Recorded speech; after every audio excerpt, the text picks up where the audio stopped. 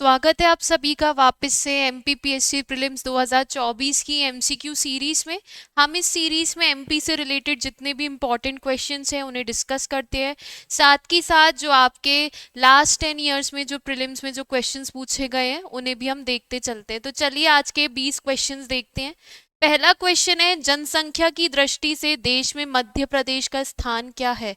यानी अगर population wise देखें, जनसंख्या की दृष्टि से पॉपुलेशन वाइज देखें तो कंट्री में यानी इंडिया में एमपी की कौन सी प्लेस है, कौन सा स्थान है। क्या एमपी थर्ड पोजीशन में है, या सिक्स्थ पोजीशन पर, या फिफ्थ पोजीशन पर, या फिर सेवेंथ पोजीशन पर।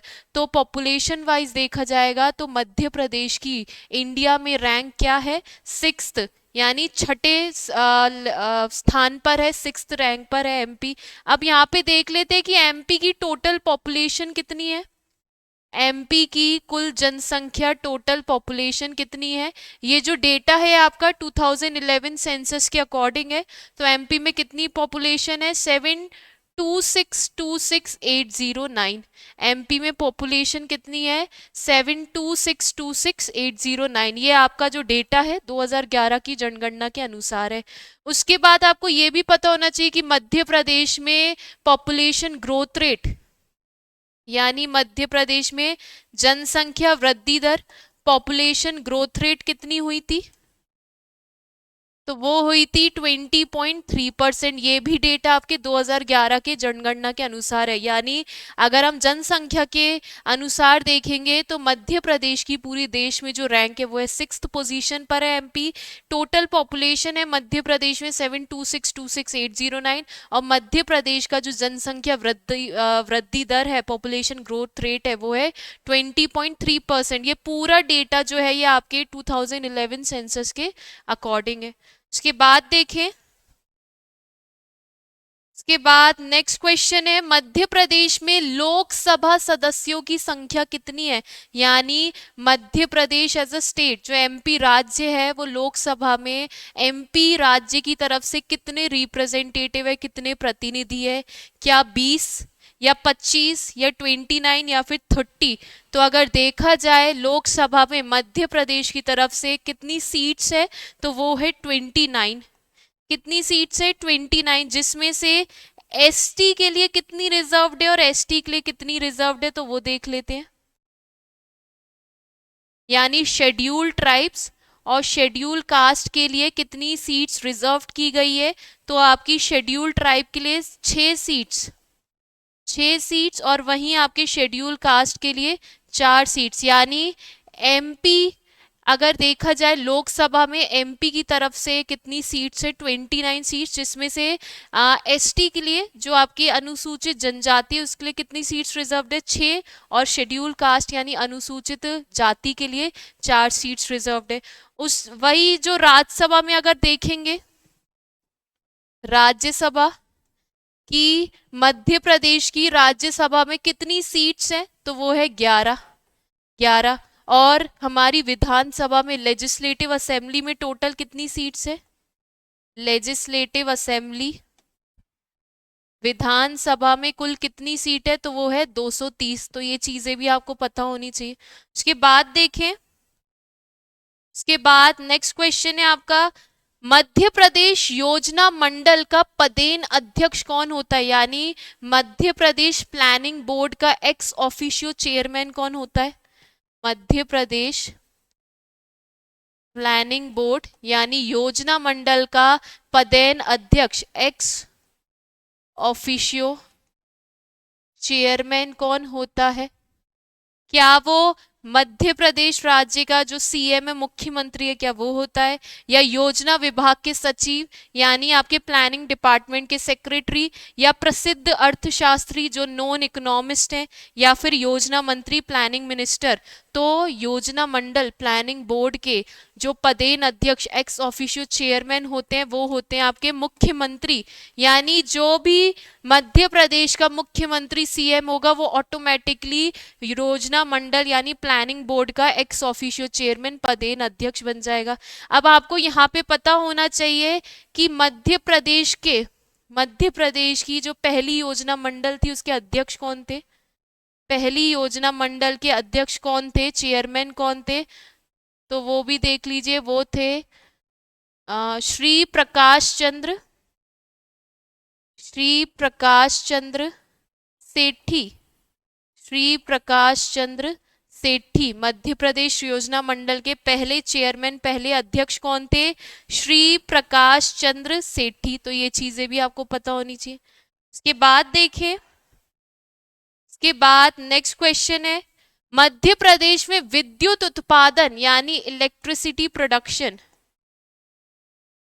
विद्युत उत्पादन, इलेक्ट्रिसिटी प्रोडक्शन कब से प्रारंभ हुआ, यानी मध्य प्रदेश में विद्युत का उत्पादन, इलेक्ट्रिसिटी का प्रोडक्शन कब से चालू हुआ था?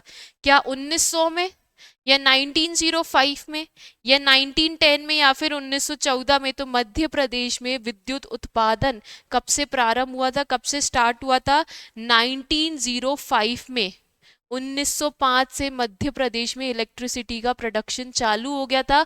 और मध्य प्रदेश में इलेक्ट्रिसिटी प्रोडक्शन यानी मध्य प्रदेश में विद्युत उत्पादन दो तरीके से किए जाते हैं। पहला है आपका तापीय, तापीय ऊर्जा गृह, तापीय ऊर्जा गृह यानी थर्मल, थर्मल पावर प्लांट के द्वारा, थर्मल पावर प्लांट। और दूसरा है आपका hydro, hydro power plant, hydro power plant यानी जल विद्युत गृह, जल विद्युत गृह। तो मध्य प्रदेश में, मध्य प्रदेश में जो विद्युत है, इलेक्ट्रिसिटी है, वो दो तरीके से उसका उत्पादन हो सकता है। पहला है आपका थर्मल पावर प्लांट्स के द्वारा और दूसरा है हाइड्रो पावर प्लांट्स यानी जल विद्युत गृह के द्वारा। और एमपी में इलेक्ट्रिसिटी का प्रोडक्शन कब से चालू हुआ? 1905 से 1905 से। उसके बाद देखें, इसके बाद नेक्स्ट क्वेश्चन है, विद्युत अनुसंधान केंद्र यानी इलेक्ट्रिकल, इलेक्ट्रिकल रिसर्च सेंटर, विद्युत अनुसंधान केंद्र क्या है, इलेक्ट्रिकल रिसर्च सेंटर का है मध्य प्रदेश में? क्या जबलपुर में, या भोपाल में, या विदिशा में, या फिर इंदौर में? तो कहाँ है ये सेंटर, ये केंद्र आपको भोपाल में देखने को मिलेगा। कहाँ पर? भोपाल में। और इस केंद्र का नाम क्या है, तो वो भी देख लीजिए। इस केंद्र का नाम है सेंट्रल पावर रिसर्च इंस्टीट्यूट, यानी इसको शॉर्ट फॉर्म में CPRI कहा जाता है। तो मध्य प्रदेश में जो इलेक्ट्रिकल रिसर्च सेंटर है, विद्युत अनुसंधान केंद्र जो कि भोपाल में, उसका नाम क्या है? सेंट्रल पावर रिसर्च इंस्टीट्यूट, जिसे शॉर्ट फॉर्म में CPRI भी कहा जाता है। उसके बाद देखें, उसके बाद है राजघाट वृहद विद्युत परियोजना किस नदी पर बनाई जा रही है, यानी जो राजघाट विद्युत जो आपकी राजघाट वृहद विद्युत परियोजना है यानी राजघाट ग्रेट इलेक्ट्रिसिटी प्रोजेक्ट है, ये किस नदी पर, किस रिवर पर बनाया जा रहा है? क्या धसान नदी पर, या सिंध नदी पर, या बेतवा नदी पर, या फिर काली सिंध नदी पर? तो ये जो राजघाट परियोजना है ये बेतवा नदी, किस नदी पर? बेतवा नदी, बेतवा रिवर पर चलाया जा रहा है। और ये जो परियोजना है बेसिकली एक जॉइंट प्रोजेक्ट है। राजघाट परियोजना एक जॉइंट प्रोजेक्ट, एक संयुक्त परियोजना है। किन दो राज्यों के बीच में? तो एमपी और यूपी के बीच में। राजघाट परियोजना किन दो राज्यों के बीच में? मध्य प्रदेश और उत्तर प्रदेश के बीच में। ये परियोजना किस नदी पर है? बेतवा नदी पर है। इस परियोजना को रानी लक्ष्मीबाई परियोजना भी कहते हैं। इस परियोजना को रानी लक्ष्मीबाई परियोजना यानी रानी लक्ष्मीबाई प्रोजेक्ट भी कहा जाता है। ये मध्य प्रदेश और उत्तर प्रदेश का एक संयुक्त परियोजना है, जॉइंट प्रोजेक्ट है। और कौन सी नदी पर? बेतवा नदी पर। और ये जो परियोजना है, इसी परियोजना पर, इसी परियोजना के आधार पर बेतवा नदी पर एक बांध भी बनाया गया, एक डैम भी बनाया गया, जिसका नाम है माता टीला डैम, जिसका नाम है माता टीला डैम, माता टीला बांध। तो ये क्वेश्चंस आपको पता होना चाहिए। उसके बाद देखें, के बाद नेक्स्ट क्वेश्चन है, निम्नलिखित में से किस स्थान पर जल विद्युत उत्पन्न नहीं किया जाता है, यानी किस स्थान से हाइड्रो इलेक्ट्रिसिटी का प्रोडक्शन नहीं किया जाता है? क्या वो नेपाल नगर है, या पेंच है, या गांधी सागर है, या जवाहर सागर? तो अगर आप देखोगे, पेंच, गांधी सागर और जवाहर सागर ये तीनों ही आपके हाइड्रो पावर प्लांट है। ये तीनों ही हाइड्रो पावर प्लांट है और यहाँ से मध्य प्रदेश में विद्युत का उत्पादन किया जाता है, इलेक्ट्रिसिटी का प्रोडक्शन किया जाता है। यानी आपका ऑप्शन नंबर ए नेपाल नगर, यहाँ ये मध्य प्रदेश का आपका जल विद्युत गृह यानी आपका हाइड्रो पावर प्लांट नहीं है, यहाँ से इलेक्ट्रिसिटी प्रोडक्शन नहीं किया जाता है। अब हम इन तीन के बारे में देख लेते हैं। जो आपका पेंच हाइड्रो इलेक्ट्रिक पावर है, यानी जो आपका पेंच जल विद्युत गृह हाइड्रो इलेक्ट्रिक प्लांट है, बेसिकली ये किस नदी पर है? तो ये पेंच नदी पर है। किस नदी पर है? ये पेंच नदी पर है। उसके बाद आप देखेंगे ये जो जल विद्युत केंद्र है, हाइड्रो पावर प्लांट है, ये कहाँ पर है? तो ये आपका छिंदवाड़ा डिस्ट्रिक्ट में है। कहाँ पर है? छिंदवाड़ा डिस्ट्रिक्ट में। इसको कब बनाया गया? 1986 में। ये जो जल विद्युत केंद्र है, इसकी स्थापना कब की गई? 1986 में। और पेन जल विद्युत केंद्र के द्वारा किन दो राज्यों के बीच में विद्युत की आपूर्ति यानी इलेक्ट्रिसिटी सप्लाई की जाती है? तो ये की जाती है मध्य प्रदेश और महाराष्ट्र के बीच में। मध्य प्रदेश और महाराष्ट्र के बीच में, तो ये पता होना चाहिए। और जो गांधी सागर जवाहर सागर, ये दोनों ही परियोजना चंबल नदी पर चलाई जा रही है। कौन सी नदी पर? चंबल नदी, चंबल रिवर पर चलाई जा रही है। जहां जो गांधी सागर आपका जल विद्युत गृह है, हाइड्रो पावर प्लांट है, ये मंदसौर जिले में है। कहाँ पर है? मंदसौर जिले में है। और इस हाइड्रो पावर प्लांट से मध्य प्रदेश और राजस्थान के बीच में इलेक्ट्रिसिटी का सप्लाई किया जा रहा है। किन दो राज्यों के बीच में? एमपी और राजस्थान के बीच में। एमपी और राजस्थान के बीच में, और 50:50 के रेशियो में, यानी बराबर दोनों राज्यों के बीच में इलेक्ट्रिसिटी का सप्लाई किया जा रहा है, विद्युत की आपूर्ति की जा रही है। उसके बाद जो जवाहर सागर है, ये भी आपका चंबल नदी पर है। ये कहाँ पर है? कोटा। कोटा कहाँ आता है? राजस्थान में। ये जो जल विद्युत केंद्र है, ये कोटा राजस्थान में है। इससे भी एमपी और राजस्थान के बीच में, एमपी और राजस्थान के बीच में 50:50 रेशियो के 50:50 रेशियो में विद्युत का आपूर्ति यानी इलेक्ट्रिसिटी सप्लाई की जाती है। तो पेंच आपका पेंच नदी पर है, गांधी सागर जवाहर सागर चंबल नदी पर है। जो पेंच जल विद्युत केंद्र है, ये इसके द्वारा मध्य प्रदेश और महाराष्ट्र में विद्युत की सप्लाई की जाती है, जिसको 1986 में बनाया था। गांधी सागर जवाहर सागर ये दोनों एमपी और राजस्थान की ये बेसिकली एक जॉइंट प्रोजेक्ट है, जिसके द्वारा एमपी और राजस्थान में 50:50 रेशियो में इलेक्ट्रिसिटी का सप्लाई किया जा रहा है। जो गांधी सागर है आपका मंदसौर जिले में है और जवाहर सागर राजस्थान के कोटा में। उसके बाद देखें, इसके बाद नेक्स्ट क्वेश्चन है, फॉसिल राष्ट्रीय उद्यान मध्य प्रदेश के किस जिले में, यानी fossil national park, fossil national park Madhya Pradesh के किस जिले में है? इसको घुघवा जीवाश्म राष्ट्रीय उद्यान भी कहा जाता है। घुघवा फॉसिल नेशनल पार्क यानी जीवाश्म राष्ट्रीय उद्यान भी कहा जाता है। तो ये किस जिले में आपको देखने को मिलेगा? क्या मंडला में, या डिंडोरी में, या सीधी में, या फिर धार में? तो ये जो नेशनल पार्क है, राष्ट्रीय उद्यान है, ये डिंडोरी डिस्ट्रिक्ट में। कहाँ पर है? डिंडोरी डिस्ट्रिक्ट में। अब जो आपका फॉसिल राष्ट्रीय उद्यान है, मध्य प्रदेश का सबसे छोटा नेशनल पार्क है, यानी smallest national park of MP. ये मध्य प्रदेश का सबसे छोटा राष्ट्रीय उद्यान है, स्मॉलेस्ट नेशनल पार्क है एमपी का। और इसका गठन यानी इसको कब, ये नेशनल पार्क कब बनाया गया था? 1983 में।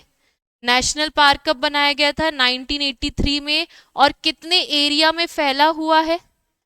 तो सिर्फ 0.27 किलोमीटर स्क्वायर में, 0.27 किलोमीटर स्क्वायर में फैला हुआ है, डिंडोरी में है, मध्य प्रदेश का सबसे छोटा राष्ट्रीय उद्यान है और इसकी स्थापना कब की गई थी? 1983 में।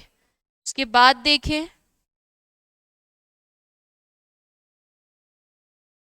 मध्य प्रदेश में पंचायत राज व्यवस्था का कौन सा ढांचा अपनाया गया है? यानी मध्य प्रदेश में पंचायती राज सिस्टम में कौन से स्ट्रक्चर को अपनाया गया है? क्या एक स्तरीय यानी 1 टायर सिस्टम को, या 4 स्तरीय यानी 4 टायर सिस्टम को, या 3 स्तरीय 3 टायर सिस्टम को, या फिर 2 स्तरीय 2 टायर सिस्टम को? तो मध्य प्रदेश में पंचायती राज व्यवस्था में, पंचायती राज सिस्टम में 3 स्तरीय व्यवस्था को यानी 3 टायर सिस्टम को अपनाया गया है। 3 टायर सिस्टम को अपनाया गया है। अब वो 3 टायर सिस्टम क्या है तो आप देख लीजिए। विलेज लेवल पर, विलेज लेवल पर यानी ग्राम स्तर पर ग्राम पंचायत होगी।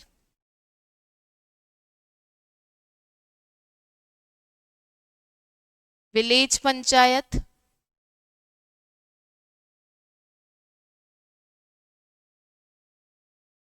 विलेज लेवल पर, ग्राम लेवल पर ग्राम पंचायत विलेज पंचायत होगी। उसके बाद ब्लॉक लेवल पर, अगर आप देखेंगे ब्लॉक लेवल पर, तो ब्लॉक लेवल पर आपको पंचायत समिति देखने को मिलेगी, पंचायत समिति। और डिस्ट्रिक्ट लेवल पर, डिस्ट्रिक्ट लेवल पर आपको डिस्ट्रिक्ट काउंसिल देखने को मिलेगी, डिस्ट्रिक्ट काउंसिल यानी जिला परिषद देखने को मिलेगी। तो मध्य प्रदेश में पंचायती राज सिस्टम में हमने 3 टायर सिस्टम को अडॉप्ट किया है, जिसमें जो आपकी 3 टायर है यानी 3 लेवल है, उसमें आपको ग्राम स्तर पर ग्राम पंचायत विलेज पंचायत देखने को मिलेगी, ब्लॉक लेवल पर आपको पंचायत समिति देखने को मिलेगी, और डिस्ट्रिक्ट लेवल पर यानी जिले स्तर पर आपको एक डिस्ट्रिक्ट काउंसिल यानी जिला परिषद देखने को मिलेगी। और ये जो 3 टायर सिस्टम है किसकी रिकमेंडेशन पर, किस समिति की सिफारिश पर पूरे भारत में ये अपनाया गया था? तो ये भी आपको पता होना चाहिए, बलवंत राय मेहता समिति की सिफारिश पर, बलवंत राय मेहता कमेटी यानी बलवंत राय मेहता समिति की सिफारिश पर नेशनल लेवल पर देखेंगे तो 3 टायर सिस्टम को अडॉप्ट किया गया था। ये समिति कब आई थी? 1957 में। तो ये चीजें भी आपको पता होनी चाहिए। उसके बाद देखें, उसके बाद नेक्स्ट क्वेश्चन है मध्य प्रदेश उत्सव यानी मध्य प्रदेश फेस्टिवल या फिर मध्य प्रदेश समारोह प्रतिवर्ष नई दिल्ली में आयोजित किया जाता है। तो एमपी जो मध्य प्रदेश समारोह है, मध्य प्रदेश फेस्टिवल है, ये हर साल इसका जो आयोजन है, ऑर्गेनाइजेशन है, न्यू दिल्ली दिल्ली में किया जाता है। इसका आयोजन किस वर्ष से शुरू किया गया था? यानी ये जो फेस्टिवल है इसको कब से स्टार्ट किया गया था? क्या 1976 में, या 1981 में, या 1983 में, या फिर 1987 में? तो इसका आयोजन कब से चालू हुआ था? 1981 से। कब से स्टार्ट हुआ था? 1981 से। जो मध्य प्रदेश समारोह जो कि न्यू दिल्ली में बनाया जाता है, इसका शुभारंभ कब से हुआ था? 1981 से। उसके बाद देखें, मध्य प्रदेश के किस स्थान में जैन धर्मावलंबियों का तीर्थ 52 गजा स्थित है? यानी जो मध्य प्रदेश में जैन तीर्थ स्थल है 52 गजा, ये आपको किस जिले में देखने को मिलेगा? क्या नागदा में, या खैरागढ़ में, या बड़वानी में, या फिर चंदेरी में? तो 52 गज आपको कहाँ देखने को मिलेगा? बड़वानी डिस्ट्रिक्ट में। 52 गजा को चूलगिरी भी कहा जाता है, 52 गजा को चूलगिरी के नाम से भी जाना जाता है। कहाँ पर है ये? बड़वानी में। अब ये जो जैनों का जो तीर्थ स्थल है, यहाँ पर जैन धर्म के जो प्रथम तीर्थंकर है, जैन धर्म के जो प्रथम तीर्थंकर है जिनका नाम है ऋषभ देव, ऋषभ देव, इन्हें आदिनाथ भी कहा जाता है। तो ऋषभ देव आदिनाथ की यहाँ पर 84 फीट हाई आपको एक प्रतिमा, एक आइडल देखने को मिलेगा, है ना? तो जो 52 गजा है जिसे चूलगिरी भी कहते हैं, बड़वानी जिले में है। ये जैनों का तीर्थ स्थल है। यहाँ पर जो इनके जैन धर्म के जो फर्स्ट तीर्थंकर है, प्रथम तीर्थंकर है ऋषभदेव, जिन्हें आदिनाथ भी कहा जाता है, उनकी 84 फीट ऊंची यानी हाई प्रतिमा भी आपको देखने को मिलेगी। उसके बाद देखें, मध्य प्रदेश की कौन सी जनजाति अपने को राजपूत मानती है? यानी मध्य प्रदेश की ऐसी कौन सी ट्राइब है जो कि खुद को राजपूत मानती है? क्या वो कंवर जनजाति है, या कोरकू जनजाति, या बैगा जनजाति, या फिर हल्बा जनजाति? तो वो जनजाति कौन सी है? कोरकू। कोरकू जनजाति खुद को राजपूतों का कोरकू जनजाति राजपूत को अपना वंशज मानती है। कोरकू जनजाति राजपूत को अपना वंशज मानती है ना। कोरकू जनजाति राजपूत को अपना डिसेंडेंट मानती है। और जो कोरकू जनजाति अब ये मध्य प्रदेश में आपको कहाँ पे देखने को मिलेगी? तो मध्य प्रदेश के दक्षिणी क्षेत्र में, मध्य प्रदेश के दक्षिणी क्षेत्र में यानी सदर्न एरिया में देखने को मिलेगी। कौन कौन से जिले लगते हैं मध्य प्रदेश के दक्षिण में? तो आपको ये होशंगाबाद में, बैतूल में, छिंदवाड़ा में, होशंगाबाद, बैतूल, छिंदवाड़ा। उसके अलावा ये आपको हरदा, सिवनी यहाँ पर देखने को मिलेंगी, हरदा और सिवनी में। तो ये चीजें भी आपको पता होनी चाहिए कि कोरकू जनजाति मध्य प्रदेश के दक्षिणी क्षेत्र में सदर्न एरिया में देखने को मिलती है। जिले कौन कौन से? नर्मदापुरम यानी होशंगाबाद, बैतूल, छिंदवाड़ा, सिवनी और हरदा। और ये राजपूत, ये जो है कोरकू जनजाति, ये राजपूत को अपना वंशज मानती है। उसके बाद देखें, मध्य प्रदेश के सर्वाधिक क्षेत्र में कौन सी फसल बोई जाती है? यानी मध्य प्रदेश के मैक्सिमम एरिया में, सर्वाधिक क्षेत्र, मैक्सिमम एरिया में कौन सी क्रॉप को ग्रो किया जाता है, कौन सी फसल को बोया जाता है? क्या धान की फसल को, या चना की फसल को, या ज्वार की फसल, या फिर गेहूं की फसल? तो मध्य प्रदेश में सर्वाधिक क्षेत्र में जिस फसल को बोया जाता है, उगाया जाता है, वो है धान। धान यानी चावल, पैडी, धान यानी चावल, पैडी। और धान का प्रोडक्शन एमपी में किस भाग में होता है? तो पूर्वी भाग में, पूर्वी भाग में, ईस्टर्न एरिया में।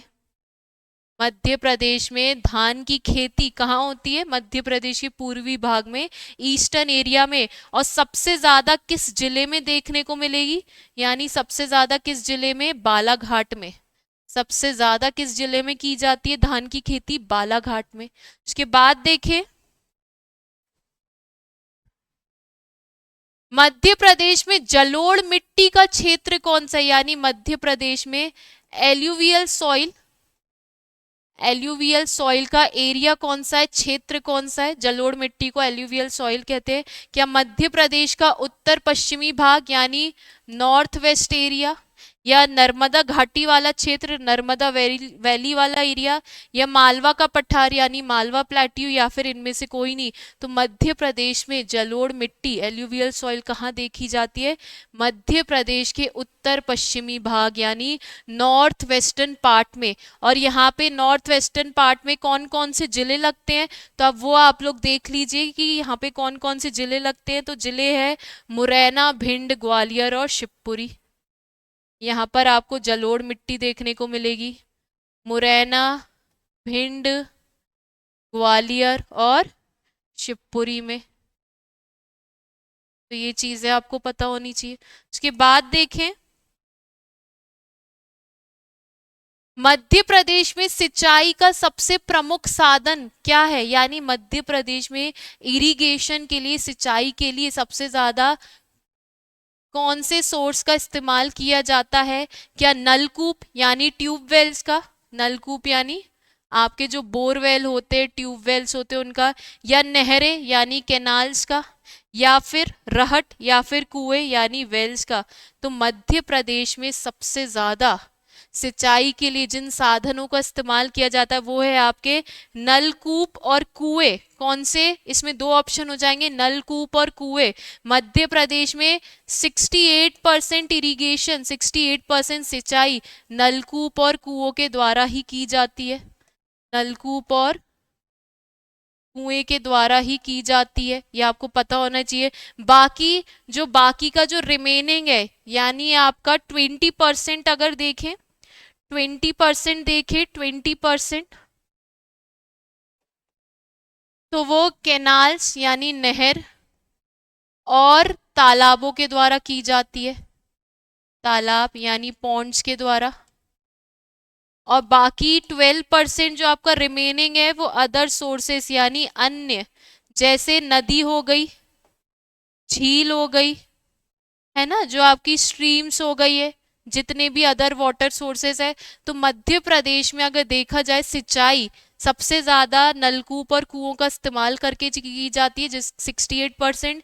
और दूसरे फिर सेकंड रैंक पे आ जाता है आपका कैनाल्स और पॉन्ड्स यानी नहर और तालाब, 20% इनसे इन साधनों का इस्तेमाल करके कृषि की जाती है। और 12% जो आपके अदर वाटर सोर्सेज होते हैं, जैसे आपके जो झील हो गई है, नदी हो गई है, उसके अलावा जो स्ट्रीम्स वगैरह होती है, पूल वगैरह जो होते हैं, उनसे सिंचाई की जाती है।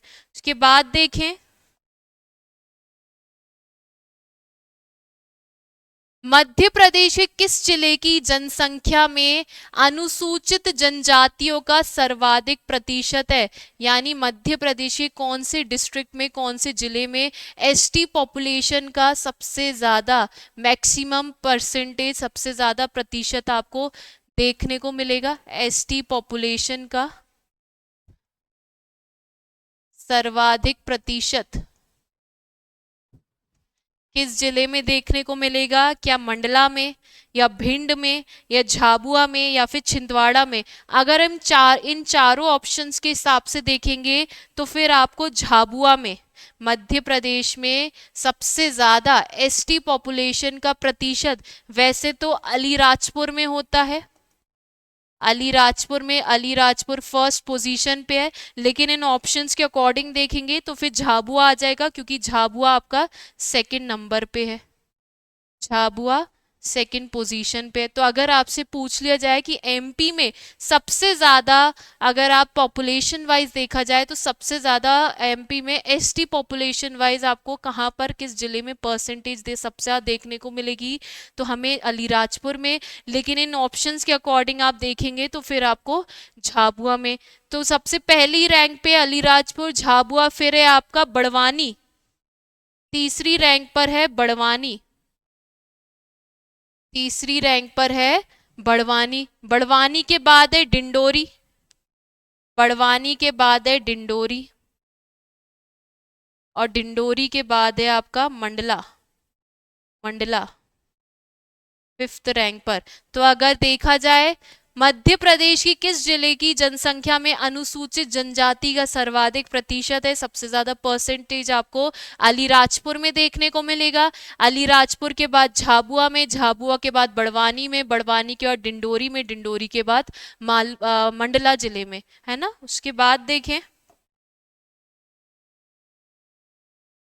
मध्य प्रदेश में सर्वाधिक सोयाबीन क्षेत्र कौन सा है? यानी मध्य प्रदेश में सबसे ज्यादा सोयाबीन का उत्पादन किस क्षेत्र में किया जाता है? क्या रीवा पन्ना का पठार यानी रीवा पन्ना प्लेट्यू में, या नर्मदा घाटी में, या बुंदेलखंड में, या फिर मालवा में? तो मध्य प्रदेश में सबसे ज्यादा सोयाबीन का उत्पादन, प्रोडक्शन मालवा यानी मालवा के पठार में, मालवा प्लेट्यू में किया जाता है। मालवा का पठार मालवा प्लेट्यू में। और जो मालवा वाला क्षेत्र है, मालवा क्षेत्र से, देवास से ही सबसे पहले जो सोयाबीन की खेती है वो चालू हुई थी, सोयाबीन की खेती आरंभ हुई थी। तो अगर आपसे पूछ ले मध्य प्रदेश में सोयाबीन की जो खेती है कहाँ से चालू हुई थी, देवास से चालू हुई थी। उसके बाद धीरे धीरे ये पूरे मालवा के पठार यानी मालवा वाले क्षेत्र में इसकी खेती पूरे मालवा में आपको देखने को मिलेगी। लेकिन स्टार्टिंग कहाँ से हुई थी, देवास से हुई थी। और पूरी कंट्री में यानी इंडिया में सबसे ज्यादा सोयाबीन का प्रोडक्शन एमपी से, मध्य प्रदेश से ही किया जाता है। कितना, 50 to 60% तक, 50 to 60% तक। तो ये चीजें भी पता होनी चाहिए। उसके बाद देखें, इसके बाद नेक्स्ट क्वेश्चन है, मध्य प्रदेश का प्रथम पर्यावरण न्यायालय यानी first environmental court, first environmental court कहाँ पर है? क्या जबलपुर में, या इंदौर में, या ग्वालियर में, या फिर भोपाल में? तो पहला प्रथम पर्यावरणीय न्यायालय कहाँ देखने को मिलेगा? भोपाल में। कहाँ पर? भोपाल डिस्ट्रिक्ट में। उसके बाद देखें, इसके बाद नेक्स्ट क्वेश्चन है, मध्य प्रदेश की उर्मिल परियोजना निम्नलिखित में से किस राज्य के सहयोग से बनी है? यानी जो उर्मिल परियोजना, उर्मिल प्रोजेक्ट है, ये किस स्टेट के कॉरपोरेशन से सहयोग से बनी है? क्या उड़ीसा, महाराष्ट्र, यूपी, या फिर बिहार? तो ये उत्तर प्रदेश के सहयोग से, उत्तर प्रदेश के सहयोग से बनी है। और जो उर्मिल परियोजना है किस रिवर पर है, कौन सी नदी पर है? तो ये उर्मिल रिवर, ये उर्मिल नदी पर है, उर्मिल रिवर पर है। उसके बाद जो ये उर्मिल परियोजना है, हमने ये तो देख लिया उर्मिल नदी पर है, इससे मध्य प्रदेश के कौन से जिले को बेनिफिट मिल रहा है, कौन से जिले को लाभ मिल रहा है? तो वो है छतरपुर, छतरपुर डिस्ट्रिक्ट। तो ये चीजें पता होनी चाहिए कि जो उर्मिल परियोजना है वो उत्तर प्रदेश के सहयोग से ये प्रोजेक्ट इम्प्लीमेंट हुआ है, उर्मिल नदी पर है, और इससे किस जिले को जो है बेनिफिट यानी लाभ मिल रहा है? तो वो है छतरपुर को। उसके बाद देखिए आज का आखिरी क्वेश्चन, मध्य प्रदेश की किस स्थान पर सोयाबीन के तेल का उत्पादन होता है? यानी मध्य प्रदेश में कौन सा स्थान है जहां से सोयाबीन के जो तेल है उसका उत्पादन होता है, यानी आपके सोयाबीन ऑयल का यहाँ से एक्सट्रैक्शन प्रोडक्शन किया जाता है? क्या वो मंडी दीप है, या पीलू खेड़ी, या पीथमपुर, या फिर मक्सी? तो वो कौन सी जगह है? वो है मंडी दीप। और ये किस जिले में आती है? ये आता है रायसेन। और मंडी द्वीप जो है ये भोपाल से 23 किलोमीटर की दूरी पर है। कौन से जिले में आता है? रायसेन में। तो ये आज आपके 20 क्वेश्चन थे, 20 क्वेश्चन थे। आप लोग प्लीज कमेंट सेक्शन में बताइए कि ये क्वेश्चन और ये सीरीज आपको कैसी लग रही है, और आप लोग 20 में से कितना स्कोर कर पा रहे हैं। चलिए, धन्यवाद।